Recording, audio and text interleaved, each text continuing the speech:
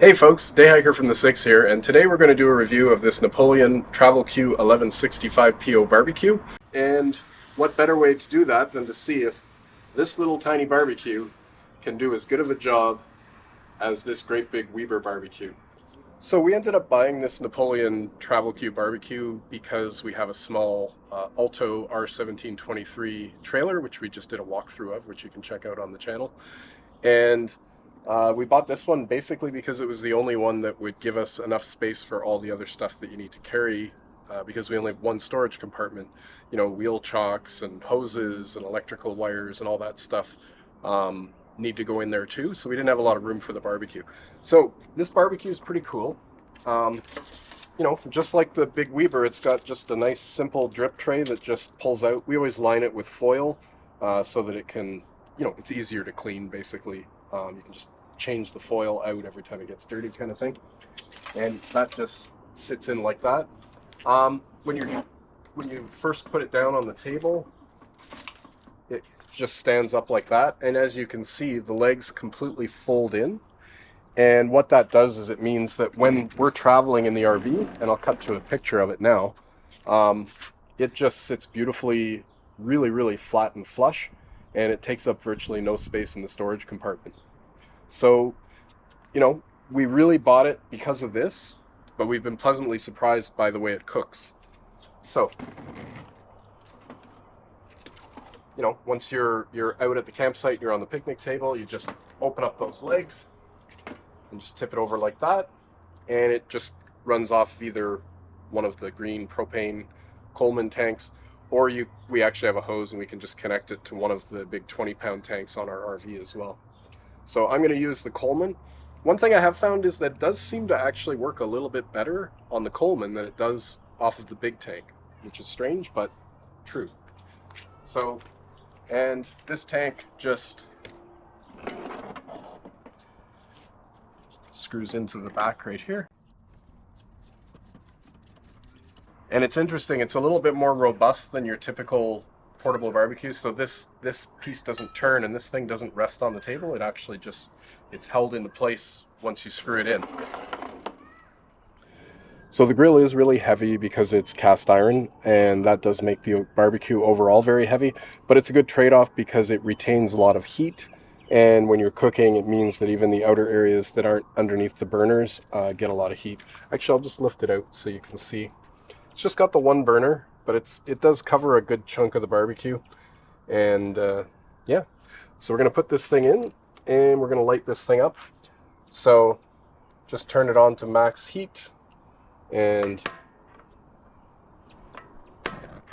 there it is. We've got some marinated lamb here that we're going to throw on them, and we've also got some zucchini that's ready to get grilled as well.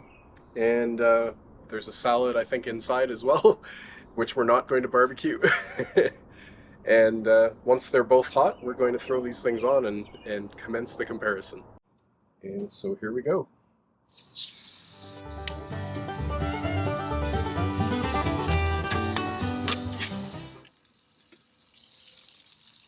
Okay, we're going to flip these guys.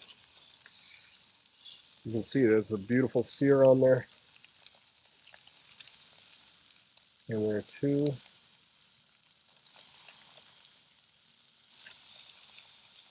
Maybe not quite as good here. It's not perfectly level. The more level this thing is, the more evenly it sears. A little bit of burning going on that one. But all in all, these look pretty tasty, and I'll tell you, they smell amazing. So we got a little bit of flame action going on here. Nice thing though is it's a big barbecue, so we can move things around.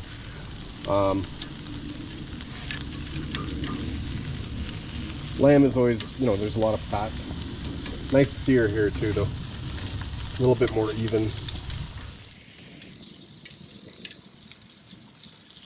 These lamb chops, sometimes you got to give them a little cut with the scissors just so they'll sort of flatten out on the barbecue a little bit. A hot barbecue. Did have a little bit more flame up on the Weber. These guys are getting close to done, but The family likes their lamb a little bit more well done than they do their beef, so we'll let them cook. Let's go over and take a look on the other guy. They're looking pretty nice. So what I'm going to do, we're at about 5 minutes now. Just going to turn them one more time. I think if you like it medium rare, we're probably already done, but like I said, usually have our lamb a little bit more like medium. I'm going to turn it right down. It's already at minimum. So this is a perfect example. You can hear the sizzle. Like, this thing is really cooking. And it's at minimum right now. So really max is just to heat it up, and then you cook at a lower temperature. I think we got some more flame here. Oh, no, it's going pretty good. What's interesting is we had more flame on the Weber, but we haven't actually burned anything. Everything is looking very nicely seared. So we'll turn those.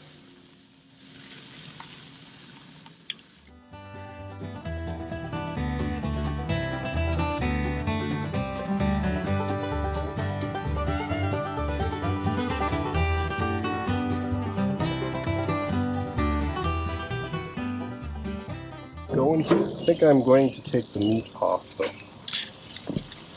Here's my tray.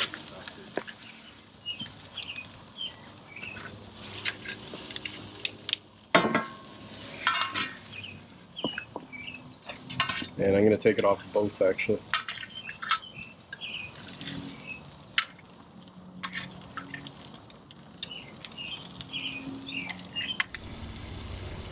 Alright, so on the round dish tray we have the ones from the Weber, and on this side of the tray we've got the ones from the Napoleon Travel Q. I will say that compared to the cheap barbecues that I used to use, you know, from big box stores that you had to throw out every single year, I'd never get any kind of a chop looking like those ones with those. So I'm just going to move the zucchini more into the middle here.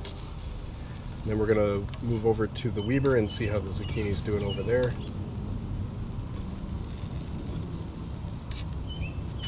Let's just see. Actually, you know what? I'm going to flip them. I think we've got some nice grill marks on them.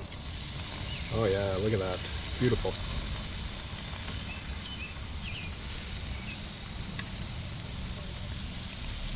Beautiful. Those are almost done. All right, we're almost done. Those are going to come off in a second, and we're going to cut to the dining room, and we'll see how these all taste. I'm looking forward to it. So that's from the camping barbecue. Looks beautiful, a nice medium, kind of what we were shooting for. And this is from the Weber, also a nice medium. So we finished dinner. The lamb chops were delicious. I had lamb chops from both the Weber and the Napoleon. They were both fantastic. And that doesn't mean that the Weber is a bad barbecue. This is a fantastic barbecue.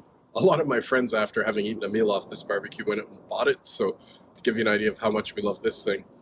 But it's really impressive that something that is so tiny can actually compete with the Weber, and that I can fit it in my little tiny storage compartment in our small travel trailer. So we highly recommend this Napoleon barbecue, and you know, if you want to get similar to home results while you're out camping, this is a great gas grill to buy. So on my trailer walkthrough, I got some comments about not including the price, so I'm going to include the price for this guy.